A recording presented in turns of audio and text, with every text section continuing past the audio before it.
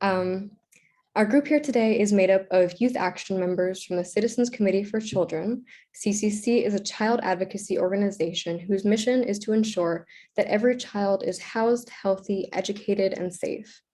We are high school and college students from across the city who research and advocate for issues we care about. And in anticipation for the 2021 citywide elections, we launched Voicing Our Future, a project to collect the diverse opinions from youth across the city about what they care about and how we can better support them. We surveyed over 1,300 youth, reaching almost every zip code in the city, and conducted focus groups with an additional 250 New Yorkers aged 14 to 24. We are currently working on a transition plan for the newly elected officials, and you can access all the data from our survey online, and we are putting a link in the chat for you about that.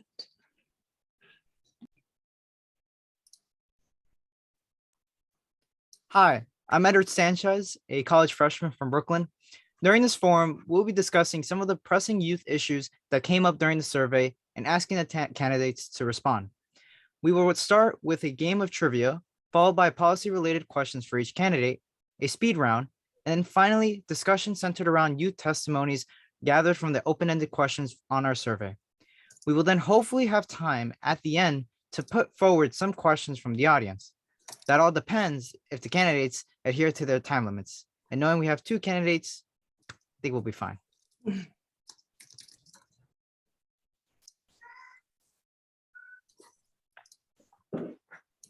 Hi everyone, my name is Eugenia and I'm a junior from the Bronx.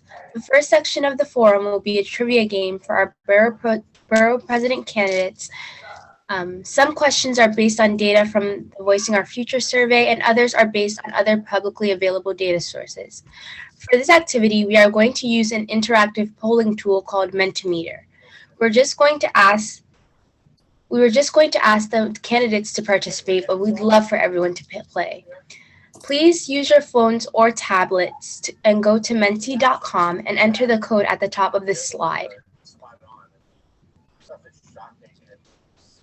44716078. Be sure to enter your name so that we know who wins the trivia competition.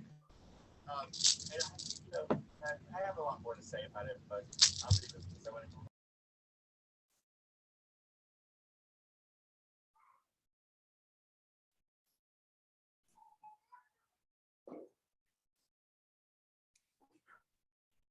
I'm going to give everyone just another minute. If you want to play, I want to give you a chance. So use your phone. You could actually open another tab on your browser if you want. Just go to menti.com and enter this code and your name.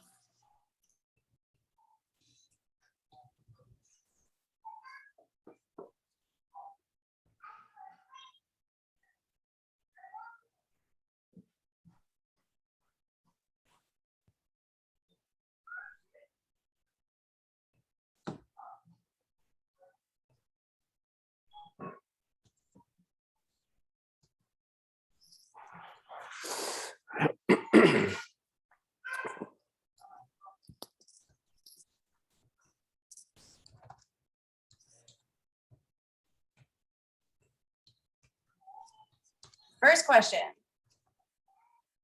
What percent of the total population of NYC is young people under 18?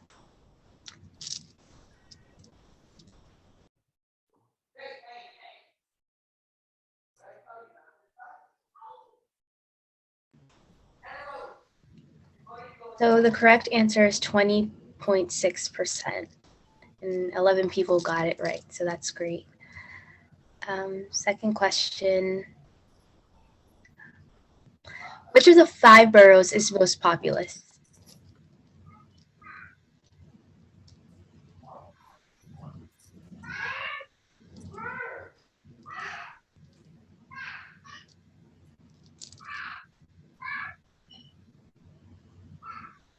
So the correct answer was Brooklyn, and 5 people got it correct.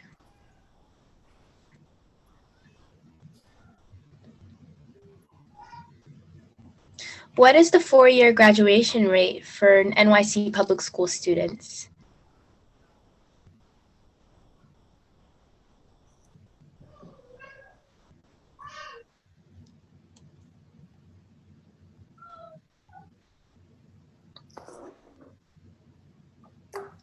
And the correct answer was 67%.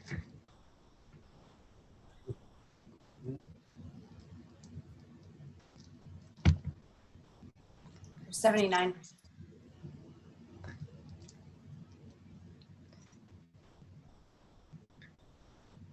This borough has the highest rate of public school students with IEPs.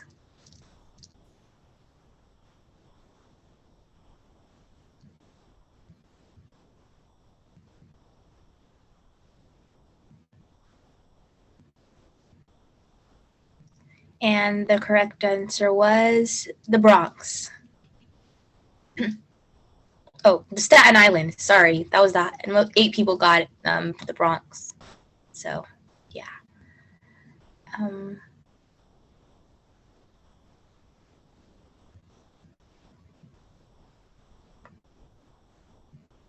What percent of high school youth reported experiencing depression?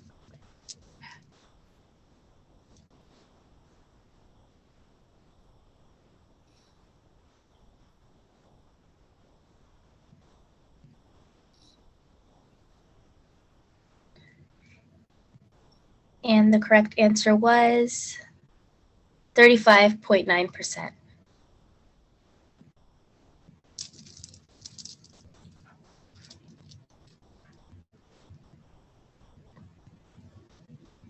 In our survey, what percent of youth who reported a need for mental health services did not receive them?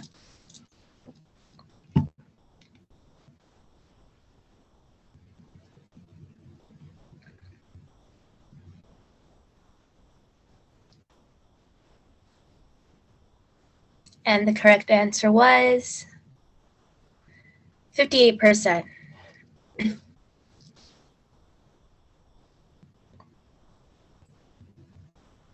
This borough is home to the highest percentage of youth who were born in another country.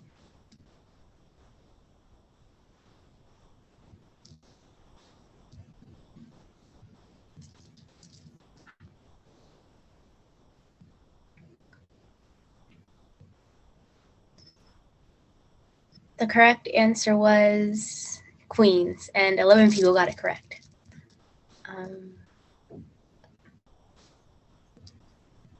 What percent of youth we surveyed demonstrated support for racial justice campaigns?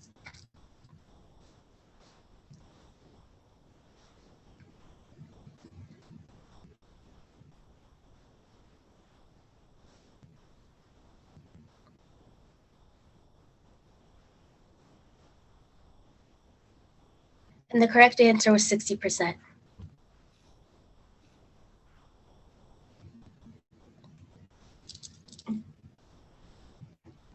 What percent of NYC youth ages 16 to 24 are neither in school nor working?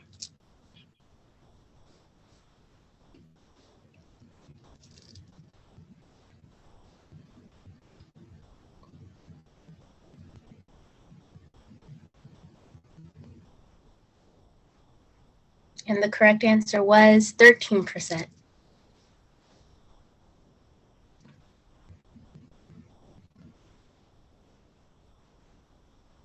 At 37.1%, this borough is home to the highest percentage of young people under 18 that live below the federal poverty level.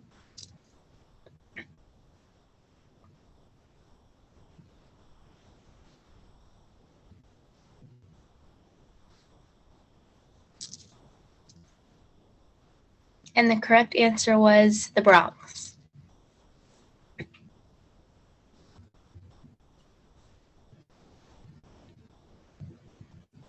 What resource did youth identify as most important to young people in NYC right now?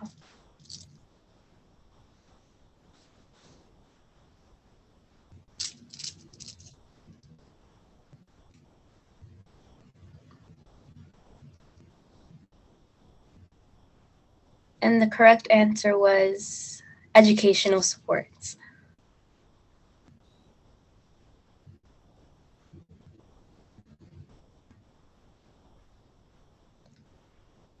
And the winner is Michael Lewin. Congratulations. It looks like you know a lot about NYC youth. Thank you to all the candidates participating.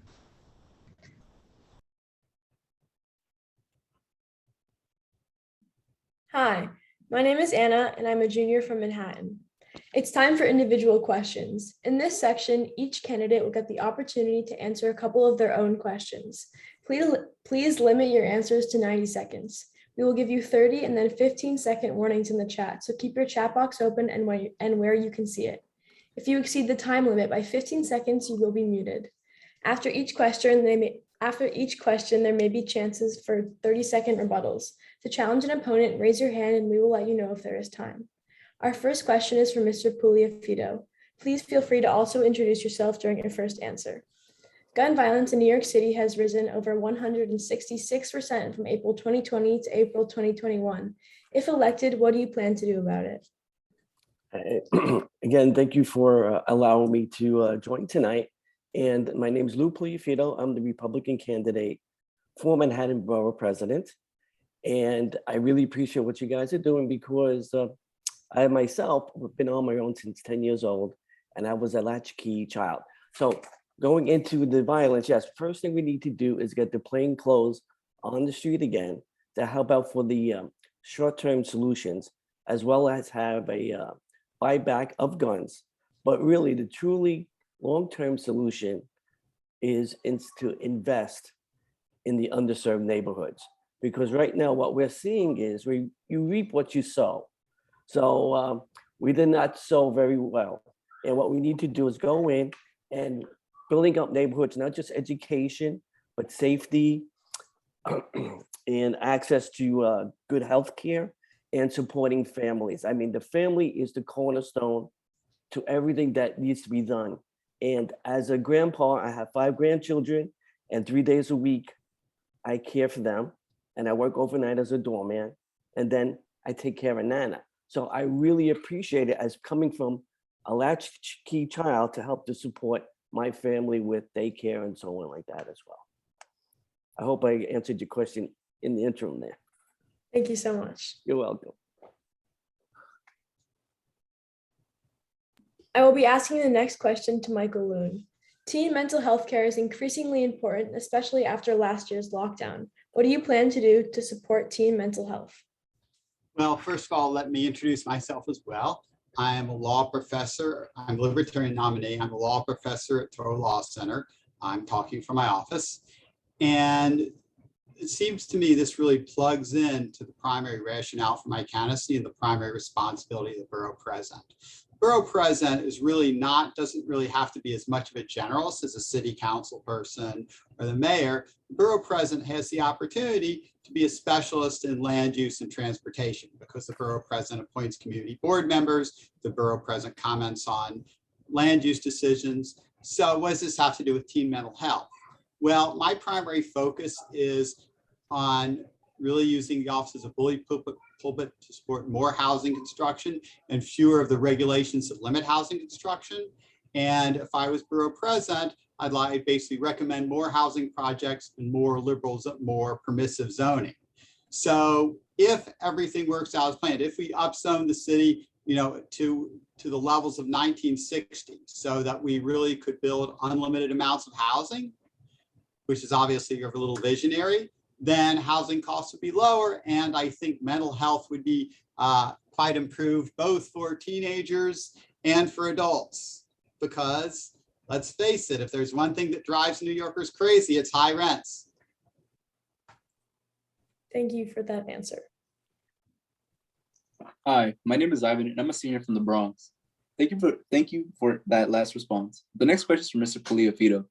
As of today, around 65.8% of eligible New Yorkers are fully vaccinated. How do you plan to increase this number? Okay, basically one thing is that we need to get the information out consistently and not changing it every day. Because one thing I believe is that people are unsure what they're getting because of the information that has been coming out. And I myself give science a little leeway because, as you know, science changes, so that's the data does. But some people really hold on, well, you said this before. And The other thing is, I think people forgot what public health means. Public health does not mean that you're an individual and you have certain healthcare rights, but when you're out in public, you have not a responsibility, not just for yourself, but for the people around you. And when you have a contagious virus, you know, you have to protect others. And public health and mandates, which is right now in schools, you know, people have to get shots for other diseases that are going around. So the main thing is that we need to information, and this continue with mandates. I think that's the way to go on this. All right, yeah, thank you. The next question is from Mr. Lowe. Our survey concluded that one of the most important resources young people wish they had is educational support. Do you have any specific plans to increase educational or career support access for New York City's youth? Well, I think this is the job of the mayor, and I think my inclination would be to say I would really defer to whatever the mayor thinks and listen to what he says and react. He or she, I should say, since the Libertarian candidate is she, and react to that. I mean, having said that, I think Stacey Pressman has talked about the need for more school choice. And of course, that will allow more experimentation with educational support, which in turn might be helpful in the long run. All right, thank you.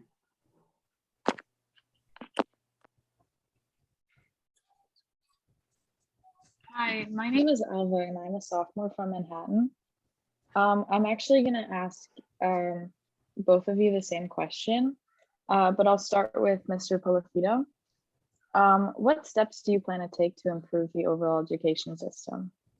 Okay, I think what we need to do first is to take a look at what the charter schools are doing right and implement them into the public schools. And of course, this gets the UFT out of, they resist that. We need to have a different atmosphere at UFT to make sure that all the teachers are working for the kids and not for the sake that you're in a union. And I'm a union guy, but sometimes unions hold back what really needs to be done. Second thing is there's too much overhead in the school system. And I think that we need to trim the administration and get people who really want to get involved and vet the people who are we hiring. And the money we save is to prop up more of the stuff that teachers need to be done. Because as you know now, teachers are buying their own stuff. And I think there's other ways to do this to get more of an educational system. And we should do more online courses, because I think one of the things is that a lot of kids want extra support, and you can't really do it in school because some people have busing and other things to do. So if we could have online courses, tutoring, mentoring, I know a lot of people that hated the remote stuff, but there comes a time you're in school and you have to get out of school, but you want to continue some type of education. And I think online courses is the way to go for all levels. And also, how do we get more of the parents involved? Because I think sometimes, as my brother's a teacher over in St. George, and comes to parent-teacher night, the parents come gunning for the teachers. And the point is that parents have responsibility too. Now, I'm not condemning anybody, but there's a mix between the school, parents, and teachers to make sure everything is getting enforced. The message is the same.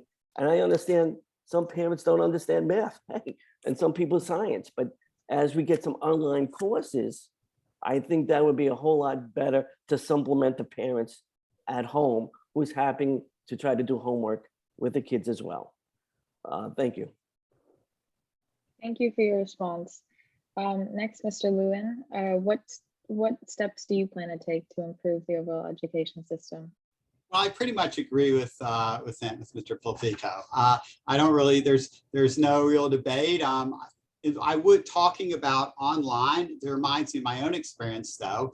In my school, we're back in person, and I think most people prefer being back in person for regular classes. But we have a lot more of the office hours, which is kind of our grown-up equivalent of tutoring, being online. So that might be a good division of labor to experiment with. Having said that, this is going to be, given that we're going to be, given that we at least have the opportunity to do a lot more things online than we ever thought of 2 or 3 years ago, I think there's going to be a lot of experimentation, a lot of trial and error over the next 2 or 3 years. And I think we'll all have a better idea what works and what doesn't.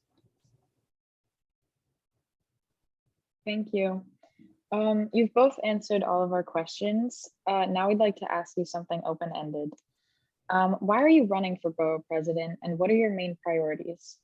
Mr. Polifito, you can begin. Perfect. I never really imagined myself running for anything, but I am upset because of children, my own kids who are older now, and my grandkids. What future do they have in our country, in the world? You know, you have climate change, you have all these different things shifting around. It's not a stable environment. And with the economy, I mean, families are trying to keep their heads above water, but they can't. It's not the living wage. And healthcare, there's so many different facets that help a child grow into a well-respected adult that are missing because our society on a whole is not putting the effort in. And I see for myself is a fighter for children. All right. I've never, like I said, I've been on my own since I was 10 years old. And I really would appreciate it if someone took me under their wing, or a stable family environment. You know, doesn't have to be home, but you need this person or people to help you get through things, instead of like me trying to muddle my way and wind up on the streets a little bit, even though the Upper East Side's not as dangerous as other places, but it's still out there doing stupid stuff and stuff like that. But it's our children, it's you.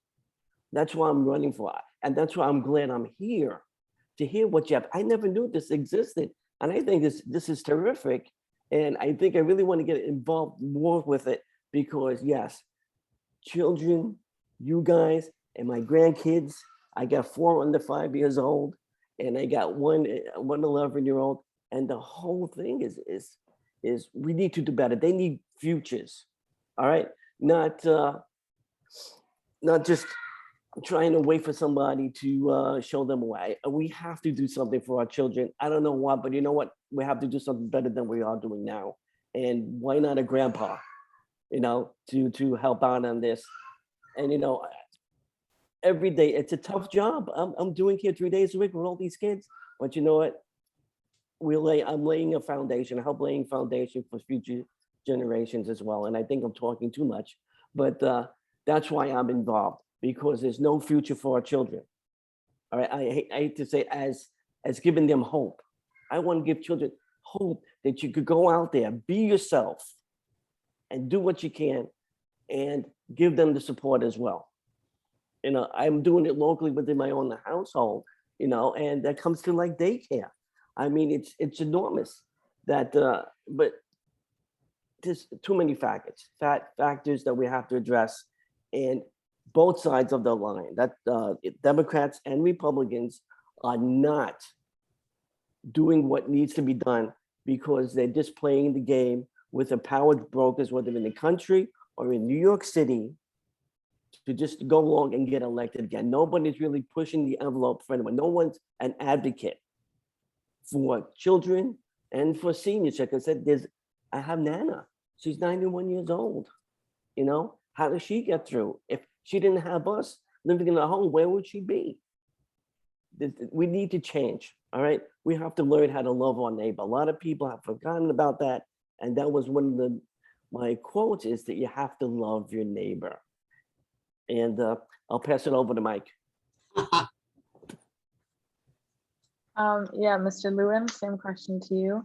Why are you running for Borough President, and what are your main priorities? Well, for the past 2 years, I've been writing all these long law review articles with 30 pages and 200 footnotes talking about the benefits of free markets and housing and talking about the benefits of building more housing. And who reads these articles? Mostly other law professors. If I'm really lucky, I can get a few urban planners to read them. So running for borough president gives me the opportunity to talk about my scholarship, but to spread the gospel of free markets, not just to other academics, but to the citizenry as a whole, or at least with a tiny portion of my citizenry as a whole that gets exposed to my blog posts and videos and so on and so forth. So really, that's the main reason. And so my priority naturally is, I teach zoning, or I teach a little bit of zoning at law school, and so my priority is really to reform the city's zoning, or at least allow it to create more support for more housing and more density, and hopefully the lower rents that would come out of that. So Mike, you don't think that we need to address with developers that when they're going to new buildings to 80% affordable and 20% luxury, because the other way around is not doing it. We have so many families and children becoming homeless because they can't pay the rents now. And I'm not sure how do we, even if you build so many buildings, I mean, if you build more space, I don't know how you're gonna, I'm not sure if going by 2080 is gonna do it. We have to do 80-20. The problem is that when we're talking, you have to think about what's actually profitable for developers to build. So I don't know if your guys suspect that if you had 80-20, you probably wouldn't get much built, because what would happen is you wouldn't get the 80 or the 20, because developers probably would just take their ball and bat and go home. I mean, that's my maybe they should go home. Yeah. Sorry. Maybe Thank they you should go. so I'm much to both sorry. of you. Yes. But we have to move on. I'm sorry, that's just a touchy point for me. I think affordable housing is the key to everybody. Family needs a hub, and we have to do that, even if developers have to go home. Okay, well, thank you so much to the both of you. You're welcome. Now I will turn it over to Megan for the lightning round. Hi, my name is Megan, and I'm a senior from Queens. As Alva said, it's now time for the lightning round. For this round, we'll be asking short questions that all of you will have a chance to answer. Since this is a speed round, we ask that questions be one sentence and no more than 15 seconds. We've been kind so far, but this is the speed round. So if you go more than one brief statement, we will mute you and move on to the next candidate. So that there are no surprises, we will go in the same order for each question, which is alphabetical by last name. So Mr. Lewin, and after that is Mr. Pugliafito. Okay, sorry. For question one, it is, what do you consider to currently be the most relevant issue among youth? Mr. Lewin. Well, I would guess, I'm not a youth, so I really probably can't intelligently answer that. I mean, I would guess if I was under 18, it would probably be education, because I'm in school. And so naturally that's like, what I would think about. I suspect if you were over 18, a lot that maybe depends on the type of neighborhood you're in. So for example, if you're in one of the city's tougher neighborhoods, you probably worry a lot more about crime. If you're on the Upper East Side, not so much. So all of which is a long way of saying it depends. Thank you. Mr. Pugliafito. I think the major issue to all children is peer pressure. I think peer pressure is really tough, and it leads to mental health issues as well. Because I just see it in my 11-year-old who's going to school now, all the different personalities and the peer pressure and how to talk it out. So we need to how to handle peer pressure, and that's really what mental health. But family still is the cure. Is the core, and we have to support the family. Thank you. Next question for the candidates. Which youth issue is your highest priority to address within your borough? So Mr. Lewin. Well, my campaign is mostly about housing. Also, transportation is important too. And what I mean by that is this. So presumably, well, first of all, the overwhelming majority of New Yorkers don't have cars, but that's even more true for obviously people who are 15 or 20 years old, because let's see, presumably you don't are less likely to have a license. If you have a license, you're less likely to be able to afford to have a car. So we need a city that's more pedestrian and bike friendly. So I generally favor more bike lanes and narrower streets, and generally a city that's built a little less like it's trying to be a suburb. And so I think that's something that I think would be probably of special interest to people who are, say, 15, 20 years old. Thank you. Mr. Polifito? Hi, I think we need to focus on the neighborhoods that are underserved. You know, Manhattan is probably one of the richest boroughs here, and you know, they have some of the gifted and talented schools like in my district, I mean in my neighborhood. So I think it is how do we distribute, how do we invest in underserved neighborhoods in Manhattan, and as well, the same thing comes down to housing, healthcare. You know, we have to take the stress off of children, and the only way to take the stress off of children is to make less stress for the families who are struggling, wondering if they're going to be on the street woman, you know, the next day. So we need to look at underserved neighborhoods in Manhattan and how to do a better job with it.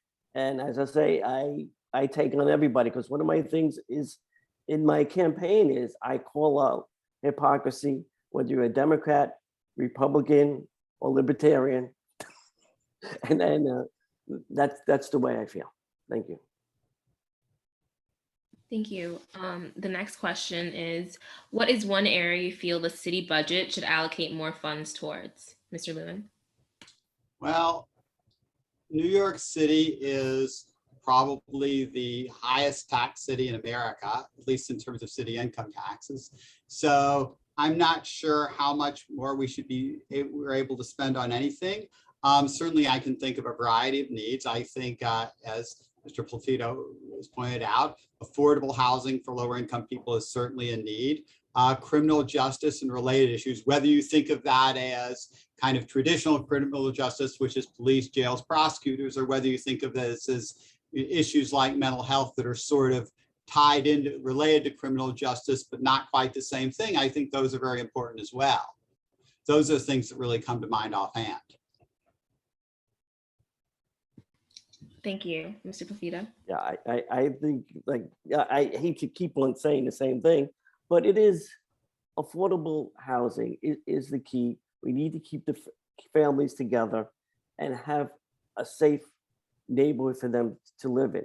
So at this point in time, the main priority is affordable housing and public safety, because people need to feel secure. Because if what I feel, I might be wrong, but no matter the education that you're getting, but if you're gonna have to go home to a bad neighborhood, you know, a dysfunctional family, distracts from the time for you to move ahead. So there's a lot of things involved in, and the first thing is, let's do affordability. And that's why I say, I hate to keep on saying it. We need to get a stable environment for children, for you guys. Thank you. Do you support a heavy police presence in schools, Mr. Lehman? I think, certainly I've heard a lot of stories about like abusive tactics by police. So I'm reluctant to say yes, but I think some of this should really be to some extent a school by school thing. I think if a school really has a lot of problems, maybe that might be a necessity, but certainly that shouldn't be the default position. I think if there's not a problem, then there certainly shouldn't be a police presence. Mr. Polifito? Yeah, I believe that too, that it should be a school by school issue. But, you know, way back in the day when I was growing up, it was bad. Public schools were bad. They needed the metal detectors because children were bringing in guns, weapons of all sorts. In fact, one time I was riding the bus and one parent was talking to another to justify why their child brought a shotgun to school. All right, so, but that's the past. We're here now, things have changed. And from your concern is what you're saying is, hey, this it's not the 70s and 80s where I grew up in. It's, well, you know what? Let's do it. Let's follow the data here. Let's do it school by school. And if it's not needed, it's not needed. And I think the effect from the 70s and 80s is still entrenched in a lot of people's minds that the public schools need this policing. But let's do it case by case. But I'm just trying to give you a little history of where we were coming from. And that's how we got into this. The first thing I said to myself, why do you want cops in schools? But it really turned out back in the day, it was needed at that time. So from hearing you is a positive sign that things are better and people are not listening. So we heard it, Mike and I have heard it, and let's do it on a school by school basis. You know, because we do want to make sure that it's safe in schools as well as the neighborhood as well. Thank you. Thank you for those responses. Hi, everyone. My name is Morgan, and I'm a junior from Manhattan, and I'll be taking over for Megan for the rest of the lightning round. And the next question is, do you think the summer youth employment program should be universal, or do you have any plan to expand it in any way?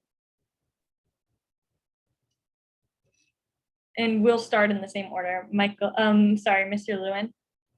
Well, I mean, it certainly seems like non-controversial. On the other hand, it's really going to have to compete with a lot of other budgetary needs, as we've discussed. So I think a lot depends on what does the mayor recommend, what's the overall city fiscal picture. Let me put it this way, I certainly wouldn't say I'm against it. On the other hand, I wouldn't say it would necessarily be my first priority either. I kind of agree with Mike on that one. And, I just remember back in the day too, that, kids used to go work, have summer jobs and be able to pay for college way back when. And those days are long far gone. So we have a lot of work to do. And one thing is, how do we keep, jobs for youths during the summer, which is the major time. And we'll see. But basically, like Mike said, I agree with. Thank you. The next question is, do you have any plans to make your borough more environmentally friendly? If so, can you please share? And Mr. Lewin, please. I think everything I talk about is for making the city more environmentally friendly. And let me tell you what I mean by that. First of all, I mentioned the transportation and basically making the city more bikeable and walkable. So that would mean, obviously, ideally, less people driving, which would certainly be very environmentally friendly. Second, one of the reasons I'm so focused on build, baby, build is because I want a bigger Manhattan. What I mean by that is this. So people, if you're going to live in Houston, say, whether you're rich or poor, you're going to be doing a lot more driving than if you live in Manhattan. And so if I had my way, I would, from an environmental perspective, the more people live in Manhattan, the better. I would be happy if we had 20 million people living in, well, let's see, that would be 20 million people living in New York. Well, I'm not sure it's possible to have 20 million people living in Manhattan, but I wouldn't mind let's see, we have about 1.7 million now. I think we could use another few million. I think that would be good. That would certainly be very good environmentally. I don't know how to get there because that's obviously a very tall order. Affordable housing. More people live in Manhattan. Yes. All right. How many people have to commute here because they can't afford to live here? But I do agree with you. There's many ways to do, be more green. And also, we also have to take a look at the short term of, resiliency for the next storm. How do we prepare for the next storm? And also is, and for the rising water of the ocean, everything comes up. So we have to look at it, look at what exactly we need to do on the resiliency side too. So let's not forget it's two-sided. How much green can we do it, but also how do, in the short term, do we protect ourselves, protect the city from doing that? And I'm all for, one of the things I'm really upset about, my son can't live in Manhattan, all right? If it wasn't for me having rent stabilization, I would be long gone out of Manhattan. So there has to be ways to make it more affordable, all right? Because I would love my son being next door to me and help out too. But I'm out in Staten Island, which is, it's a nice borough too. And it's a little bit more suburban than Manhattan is. Thank you both. The next question is, how do you feel about calls to desegregate New York City schools, including getting rid of the gifted and talented programs and high school screens? Well, a couple of thoughts. My impression of this gifted and talented program is we're talking about testing for it at like age 4. And so at the age of somebody who's 4 or 5, there's no way of knowing how gifted or talented they are. So I think that maybe goes too far. But I certainly don't object to the idea of a gifted and talented program, but it needs to be at later ages. I think in terms of the issue of desegregated schools, I think that's really kind of harks back to, a time when the city had so many white children that you had lots of schools that were very white. I think today, probably the systems might be 15, 20% non-Hispanic white is my guess. So I think that's probably less of a concern than it would have been, say, in like 1975. All right, so basically I agree with Mike about the 4-year-olds. I think it's more the parents feeling the pressure at this point than the children. Children need to be kids. I think the major thing that has to be done is social skills. I think when you're 2, 3, 4, 5, 6, it's all about social skills. Don't worry so much. Why so much pressure on testing? And so that's crazy in my book, because I went kind of like through this with my other brothers at home, and they were nuts. But the time they got to me, let them do, relax. So I think, yes, we should keep the gifted and talented, but let's make it like the 6th grade or something like that. Why? It's too much pressure. It's not worth it. I think it hurts more kids and creates more mental health issues than that. And maybe we need to talk to the parents more to relax as well. Because, it's the same thing when you want to send your kids, you got to go to college. But it turns out you really don't. If you have a good skill, you can have a good job. So everything has been skewed out too much. But for the kids that want to gifted and talented, I think that we should offer some type of mentoring, whether in school and online, for everyone to prepare them. But the Blasio wants to make sure, forget about everything that's put in every school. That's the shotgun effect, And one of the quicker ways to do things, I don't know if they do it anymore. Do they actually have children skip a grade? I don't know. Do they do that anymore? I'm not sure, but I'll find out with my grandkids soon. I would think when they go in. But the main thing is, let's keep the gifted and talented program, but at a later age, let's relax on that. And with the segregation of desegregate, I think it starts in the neighborhoods. I think that we need, as part of the development, instead of having, at least in Manhattan, all these luxury things is ridiculous. We need affordable housing for people who actually work here. And I think in that way, the long term that's how you desegregate neighborhoods. And that's it. So I guess we're talking about housing a lot tonight, aren't we? Yes. Okay, this is our final question in this section, and it is, do you plan to include youth in your decision-making throughout your term? If so, how? Can you just repeat the question again? I kind of got lost. Oh, sorry. Do you plan to include youth in your decision-making throughout your term? If so, how? Okay. Want me to go first? I guess so. Mike, you've been going first for too long. I know I can always just write on your back, but anyway, I think yes. I mean, even as with my grandkids, you need their input. It's not like do what I tell you to do. It's communication, and the more diverse opinions you get, you really get a better picture of doing that. Now, how do we get to that point in government? I think you guys have taken a very good step on that in that way.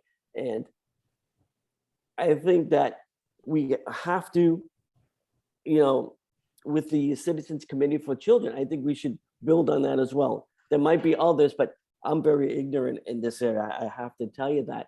But I do know that we do need input from all involved, and who to know better about youth and their problems than youth, right? Because I know they could tell you, well, back in my day it was like this. You know what I mean? Who wants to hear that? I got the same thing from my parents, and you probably get it from your side too. But yeah, it's very important that the youth have a say in this. Thank you. So speaking of youth, I'd like to talk about one power that the borough president has, which is to appoint community boards. So traditionally, my impression is community boards are often like a lot of, shall we say, people who have been active in their community for many decades, which is a nice way of saying that on some of these community boards, the median age is deceased. So I would like community boards to be, frankly, a little younger. I think maybe they should. I'm not sure that I'd want to say, well, they should necessarily exactly reflect the age makeup of the city, because obviously I'm not sure how many 10-year-olds I'd want in community boards. But generally, I'd want community boards to probably be younger than they are now. One thing that I've talked about is have community boards reflect the fact that 3/4 of the people's, of the city's households don't have cars. I think that would skew community boards younger. So that's one very concrete step I can think of in terms of listening to youth. Thank you, guys. That was the last question in that section. And now I'll hand it over to Edward. Thank you, Morgan. And once again, hello, everyone. I'm Edward. And now we'll be turning to the youth testimony. These are responses to open-ended questions from our survey that we felt really highlight what youth care about here in New York City. I will read one of these quotes and then ask you to raise your hand. Guess since there's only two of you, which one will raise your hand first to respond to this piece of testimony. Each of these pieces of testimony relate to one of our 5 priority areas. In addition, I forgot to also elaborate, you will have 1 minute for your response. The first priority is education equity. And the quote I would like you to respond goes as, quote, I've been pretty much a straight A student throughout my 11 years of public schooling. But this year, as a senior, my grades have all dropped because of remote learning and my struggles with mental health. I don't feel like the New York City government nor the schools are doing their best to have the best interests of their students in mind, especially those who don't have access to technology or are students with IEPs. Who would like to go first?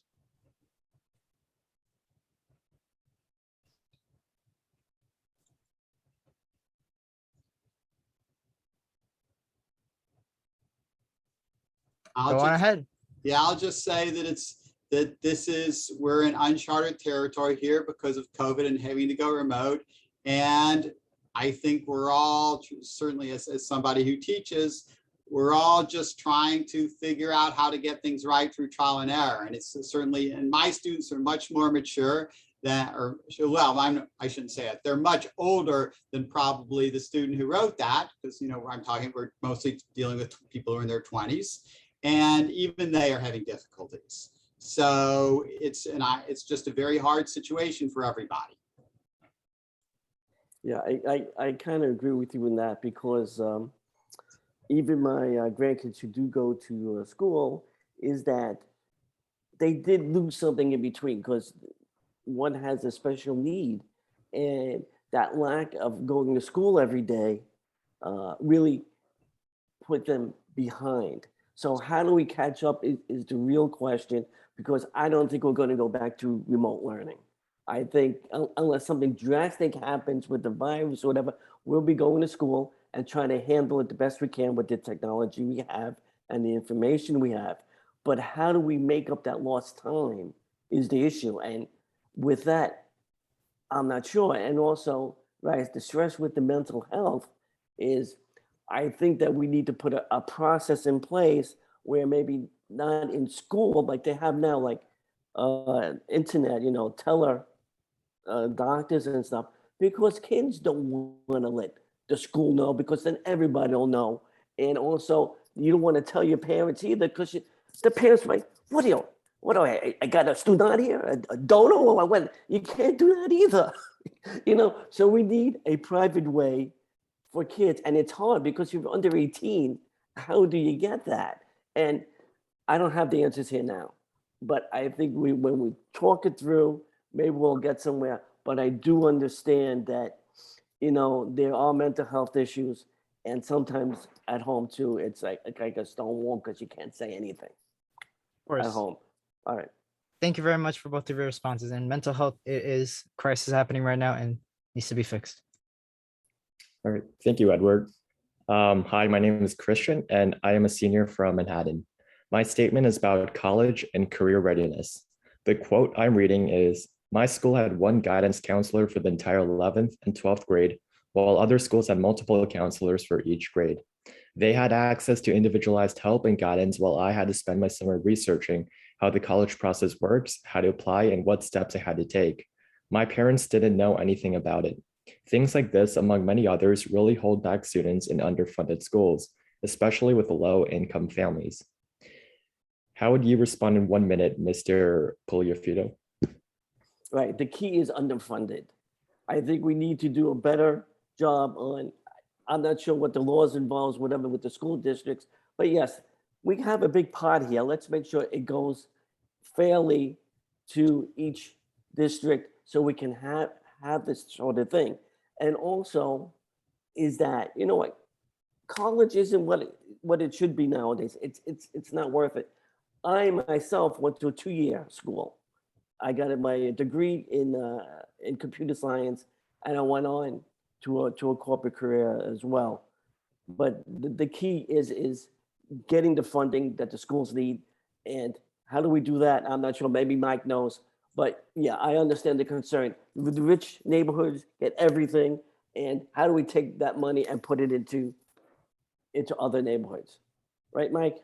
Yeah, I mean, to me, this is an example where equity really is an issue. That is to say, even given that you have, a pie doesn't grow, well, why should one school, I don't really see why one school should have one guidance counselor and another school, which presumably we're all in the same district. New York City is one big district. So I don't see why one high school should have one guidance counselor and some other school should have 4 guidance counselors.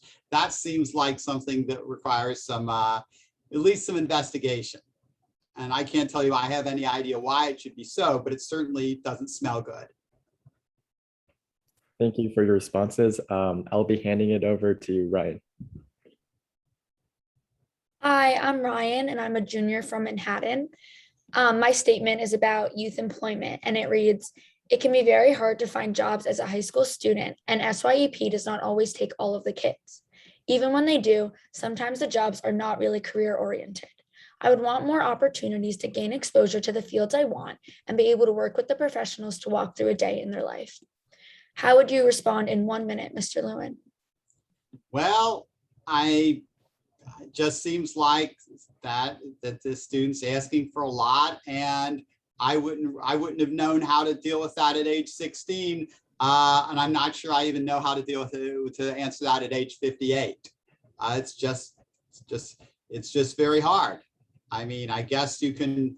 If I was a student, I would just start writing emails to people in some field I was interested in, maybe. But the truth is, if I really could answer that intelligently, I would probably be a guidance counselor instead of a teacher. Mr. Pugliafito? Yeah, I think concerning the job market and getting jobs is so much pressure that people who are looking for regular jobs, and now you have the youths coming in as well, which is a tough combination. But what I do say, I think maybe we should start partnering in a high school level internships. as a way to do that, because I went to LaGuardia Community College, which has an internship program. So why can't we have that at the high school level to work with companies? I'm not saying it's going to fill all the jobs that we required for youth, but that's another way to get some experience in the field that you want to go in. And maybe you might say, oh, am I wasting my time going that way?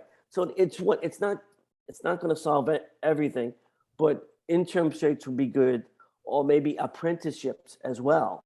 If you want to be a skilled person like a plumber or electrician, I think that's a way too to get some youth jobs. But there's so much pressure on just people trying to get jobs is really, pushing the youth stuff behind. Thank you for your responses. Next up is Craig.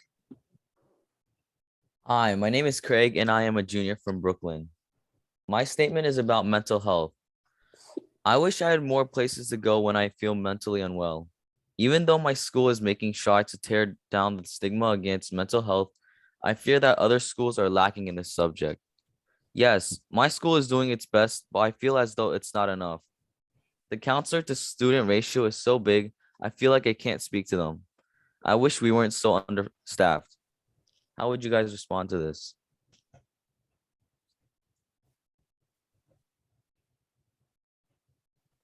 I think the key is understaffed. I think we have to get the equity, like Mike said, into the equation as well, to make sure there are more counselors. But it's still, like you said, there's this stigmatism about mental health. And as it gets out, you're going to be teased and everything else. So how do we break down that wall? And I think when more people come out and saying that I needed this help, not just the celebrities coming out, I had this problem, but other students coming out and saying, you know what, I did it. There's nothing wrong with it. You can do it. And believe me, just in my own family, I want to get people to, to see a psychiatrist or something. But it's so hard. And this is a really tough issue. How do you break down these walls? But I think that the youth have to say, you know what, I did it. It's nothing shameful about it. And of course, let's get the equity back into this. Let's get more counselors there. Take some from overstaffed places and move it in. Mike? I associate myself with your eloquent answer. That was eloquent. Eloquent enough. Okay. All right, thank you for your responses. Next up is Syra. Hi, my name is Saida, and I'm a junior from Queens. My statement is about policing in schools. I feel like having police officers at schools tends to be intimidating, and students don't feel safe because they may be the type to overreact over a minor problem. It resembles the school-to-prison pipeline when police officers are at school. How would you respond in 1 minute, Mr. Lewin? Sometimes I complain about community input because sometimes what's good for one neighborhood isn't always good for the city, but this is an area where I think really community input would be useful in this sense. And I think it's not when I think about, well, should school acts have police officers or some sort of pseudo police, forget what they're called, that's sort of police and sort of not police. It's not enough just to ask the parents. I think it's important to ask the students and get a sense of what do they think. I mean, in other words, if I was, whoever was in charge of these things in the city Department of Education, I'd think, well, if it's school A, most of the students wanted, a police officer, I'd be like, well, maybe they should have a police officer. On the other hand, if the students felt, no, this makes it feels like an armed camp, it's not really necessary, then I'd want to give that a lot of consideration too. Thank you for your response. And Mr. Puliafito? I think that's the way to go. As I said before, I think the pendulum has swung the other way to where I'm hearing what you're saying now about the police officers making arrests and off to jail you go, somewhere there, right? This pipeline that you're saying is in school, which is, I never really thought about it like that. But now that we swung this other way, I think it's the community, it's the school, and how to do this. Because the main thing is you want everyone to be happy in school and feel safe in school. All right. It's a place to learn and to distribute ideas, not a place where you're afraid that the police officer might overreact. But then again, you don't want to be afraid that a student is going to overreact too. So where's that middle ground and how do you do that? And I think it's a community-based thing, school by school. Let's see what the approach should be.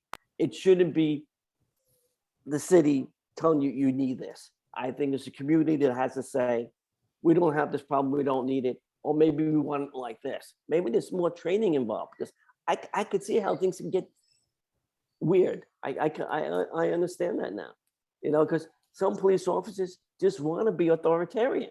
I got that. You know what I mean? In schools, I could see that. So let's do it community by community, school by school, and let's have the input from the school of what is needed, not from outside telling you what you need. Thank you. Thank you both so much. And that closes our youth testimony section. I'll be passing it over to Aidan. Hi, I'm Aidan Hudson, a senior from Manhattan. And now we have time for a couple questions from the audience, which we've gotten from our Q&A chat. So the first question we can start with is, any specific steps you would take to improve the New York City foster care system? Jumping in to let all of the participants know, I'm removing the spotlight. So if you change into gallery mode, you'll be able to see all of the youth and the candidates, and you can ask your questions to anybody that you see on the screen. But Aidan's first question still stands. Yeah, sorry, I can repeat that. Any specific steps you would take to improve the New York City foster care system? And we can start with Mr. Lewin. I can say with absolute certainty, this is an issue I know absolutely nothing about. I'm for it though. I think foster care is probably a good thing, at least sometimes. Beyond that, I'm speechless.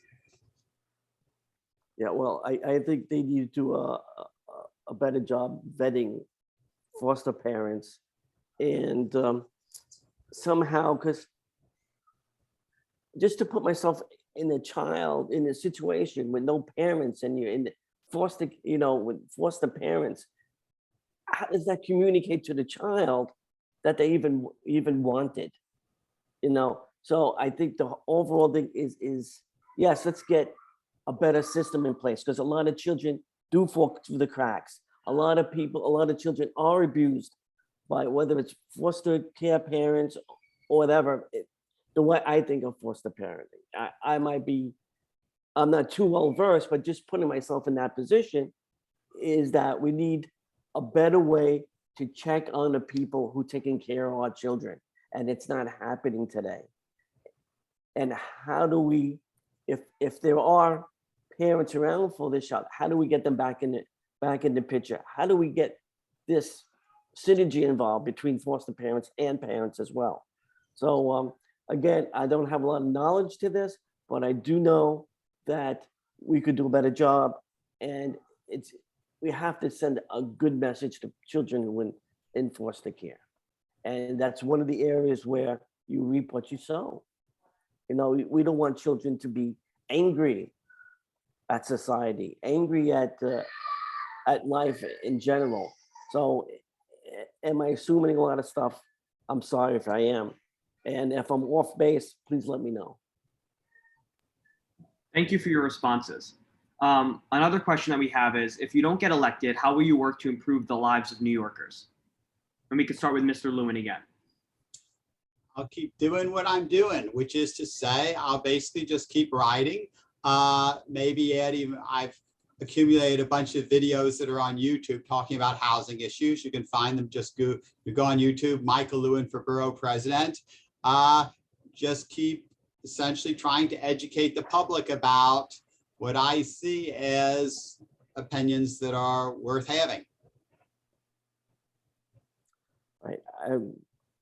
I've been told, and for a couple of years now, that I should get on the community board because I bring a fresh look at a lot of issues, and basically don't have a lot of Republicans in there as well.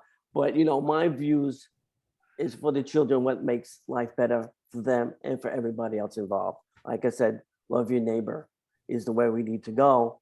But if I don't get elected, I'll be on the community board in my district, which is CB8. and people have told me to please apply. So that's what I will do. So I guess I must be losing this, so I'll be on the community board. Thank you. And I think we have time for one more question. So the question is, to both the candidates and the youth action members, how can we encourage more people to get involved with local elections? And we can start with the candidates first. Oh, sure. Stop saying that the elections are stolen or they're rigged or something else. I mean, it's crazy. But I think we have to offer better candidates as well. I think we're not doing a good job in that area, because you know what, you're basically picking, you know, the better one out of two evils most of the time, you know. So we're getting to the point of ranked choice voting, which we did for just the primaries. But I think that we need open primaries, and then from that ranked choice voting, get the 4 top candidates for that office, and let's go to general election as ranked choice voting.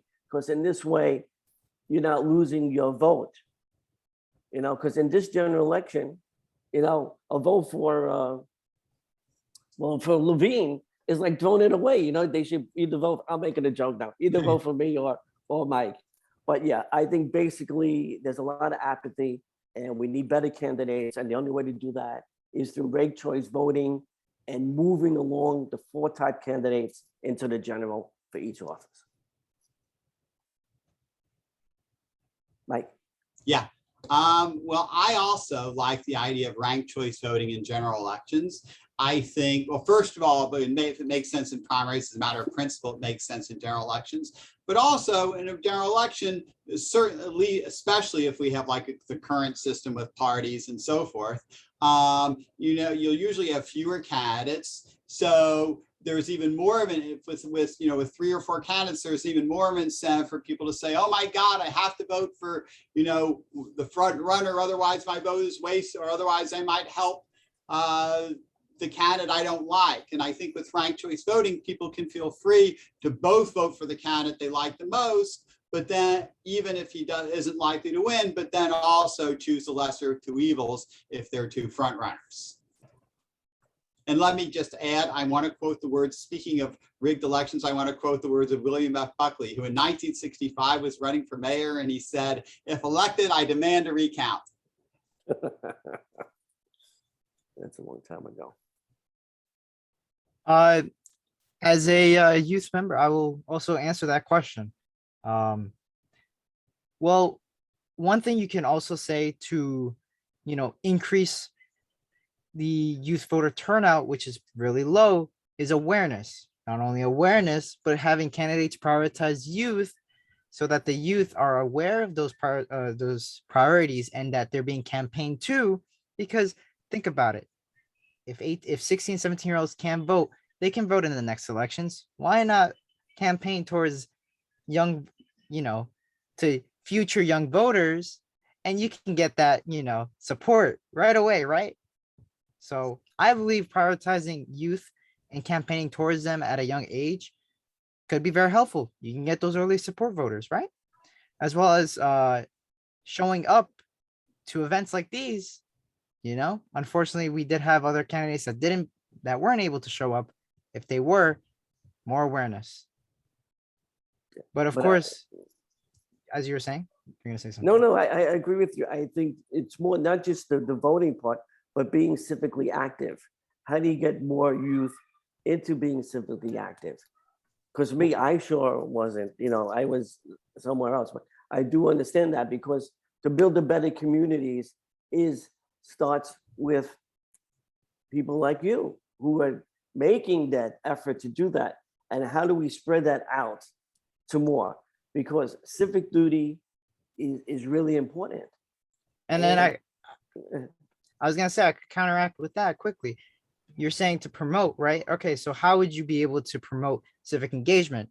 Now, how do you yourself promote that, right? Would you allow youth to be at the table to talk? Would you have more meetings with you to talk about what's going on in your community, in your borough? It's the idea of having youth have a voice. I mean, you can also say lower the voting age. That could also be said.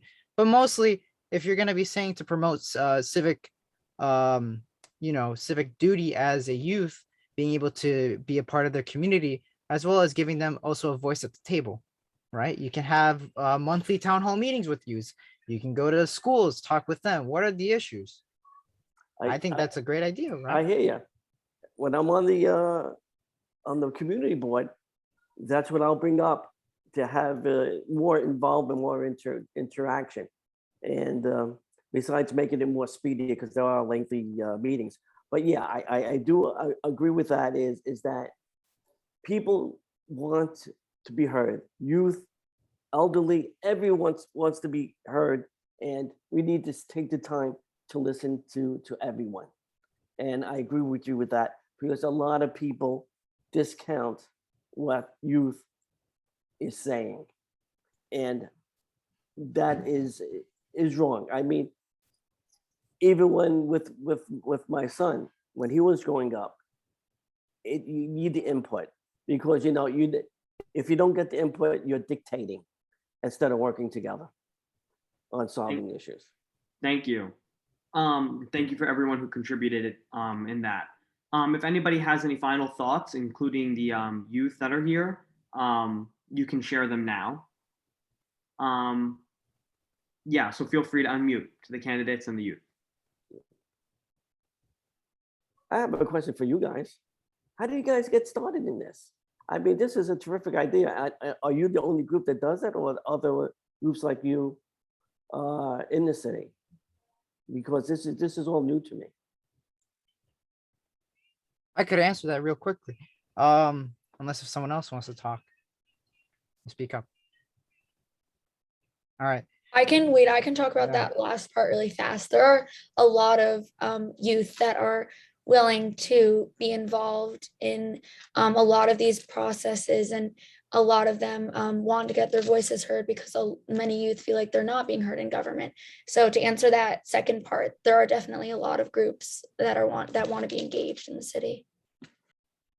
Except we're just blocking the way on them. Is that what you're saying? The cities, the government is just not listening? Yeah, it's just difficult to get resources. And obviously, I mean, one big roadblock is that we can't vote. And a lot of the times we need someone of age or older to set these things up, because it's hard to get many candidates to take youth seriously if they don't have someone, representing them. Yeah, advocate.